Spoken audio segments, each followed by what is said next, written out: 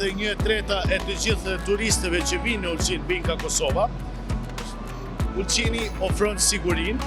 Ulqini është ai i cili jemi bërë të njohur jo vetëm në Kosovë dhe në region, por edhe në Europë, sepse një fjalë thot është për çdo kulet.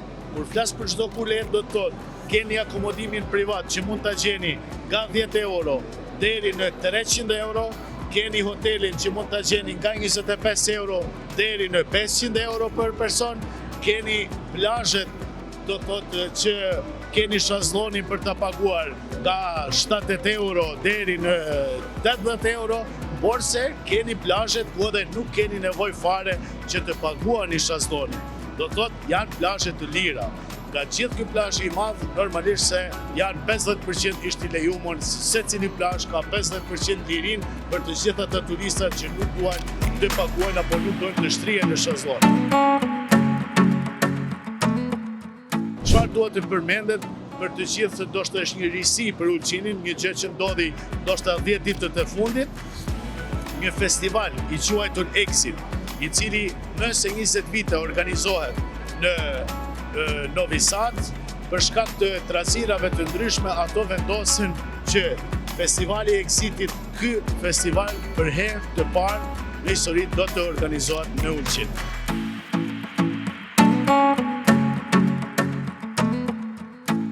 Ulqini për pushuesit nga Kosova nuk është një destinacion turistik i zakonshëm, është një pikë neuralgjike e gjeografisë emocionale të çdo qytetarit të Kosovës.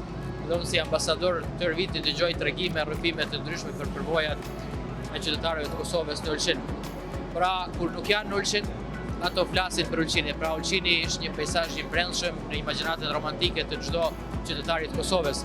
Këtë më së miri edhe e tregon edhe thënia specifike nuk je kon deti nëse si kon në Ulqin, apo për përjetimet romantike flet edhe kënga e Xenit të Kalaja e Ulqinit. Kështu i ftoj të gjithë pushuesit nga Kosova që përsëri të vinë në Ulqin, ta rizbulojnë Ulqinin përsëri si herën e parë.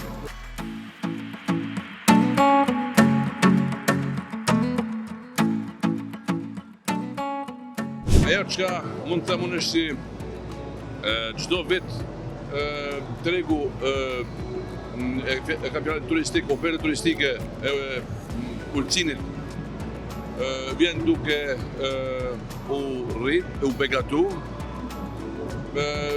Jo vetëm se kosovarët Ulqinin e shohin si qytet tyrin, lidhjet familjare, studentët që studiojnë këto. Pastaj investimet të cilat janë bërë dekadën e fundit janë shumë të mëdha. Investimet kosovare së bashkut me ato ulqinake mund të them në një korporim përbashkët e kanë bërë dhe më të afërt Ulqinin me Kosovën, kështu që mendoj që kjo vjet do të jetë të mirë. Tuzi si vend është i njohur shumë për Kosovën, e njohin shumë, por nuk e njohin si destinacion turistik. E na këtu vim se ta dëshmojmë se ka mundësi edhe të zhvillohet edhe për turizëm.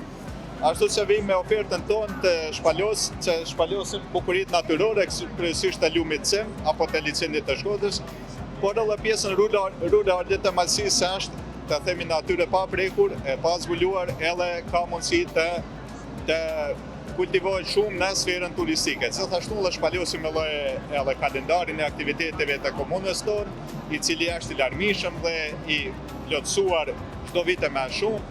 Të themi disa aktivitete kryesore që janë pazari i verës apo pazari i dimrit, aktivitetet që zgjasin nga 10 ditë e më shumë, të vizituara nga shumë qytetarë dhe shumë vizitorë. Gjithashtu kemi edhe aktivitete të ndryshme tjera si që janë paneri i librit apo mbrëmje letrare të ndryshme, muzikë klasike, old timer fest, e kështu me radhë, do të thotë se aktivitetet janë shumë të shumta. Gjithashtu, përveç aktiviteteve të komunës dhe organizatës turistike, ne sot prezantojmë edhe prodhimet e aparisteve vendas të komunës tonë, të cilat edhe aty janë të larmishme, kemi verët e Malësisë, kemi vajin e ullirit të Malësisë, gjithashtu edhe disa produkte tjera që janë shumë me nivel cilësor nga komuna jonë.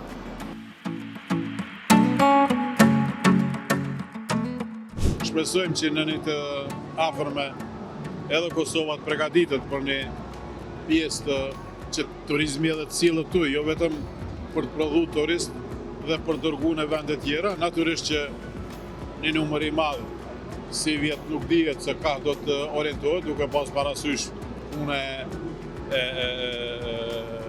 karburanteve, kostove të cilat vjen duke u rrit.